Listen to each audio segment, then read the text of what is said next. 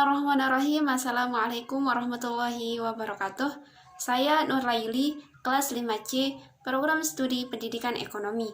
Di sini saya akan menjelaskan kembali materi yang telah disampaikan oleh petugas kantor pajak Selong, yaitu tentang generasi muda sadar pajak wujud bela negara. Seperti yang disebutkan oleh Menteri Keuangan Sri Mulyani, bahwa syarat yang harus dipenuhi Indonesia agar mampu menjadi negara maju yaitu 1. Infrastruktur yang layak untuk mendukung mobilitas dan mendukung pembangunan. Kedua, penguatan sumber daya manusia yang dipenuhi melalui pendidikan riset, program kesehatan, dan perlindungan sosial. Ketiga, penyediaan teknologi melalui pengayaan inovasi dan teknologi wajib tantangan industri. Keempat, perbaikan birokrasi pemerintah dengan pembenahan kualitas layanan dan efisiensi proses bisnis. Kelima, pengelolaan tata ruang wilayah yang baik dan didukung oleh sistem yang integratif. Dan yang terakhir adalah sumber daya ekonomi dan keuangan yang dipenuhi oleh APBN. Dan untuk meningkatkan itu semua, kita sebagai warga negara Indonesia harus ikut berkontribusi dengan membayar pajak, di mana pajak merupakan iuran wajib pada negara yang bisa dipaksakan. Jadi, pajak ini digunakan untuk keperluan negara bagi sebesar-besarnya kemakmuran rakyat. Fungsi pajak. 1. Fungsi budgeter atau anggaran.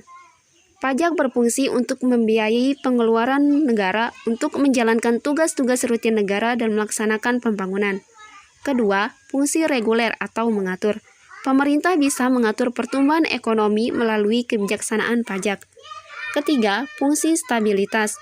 Dengan adanya pajak, pemerintah memiliki dana untuk menjalankan kebijakan yang berhubungan dengan stabilitas harga sehingga inflasi dapat dikendalikan. Dan yang terakhir adalah fungsi retribusi.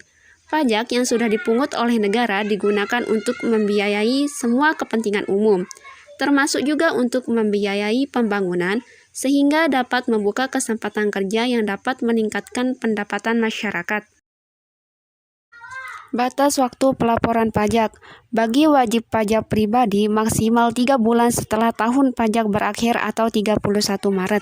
Sementara bagi wajib pajak badan, batas waktunya 4 bulan setelah tahun pajak berakhir, yaitu pada tanggal 30 April. Perbedaan pajak pusat dan pajak daerah.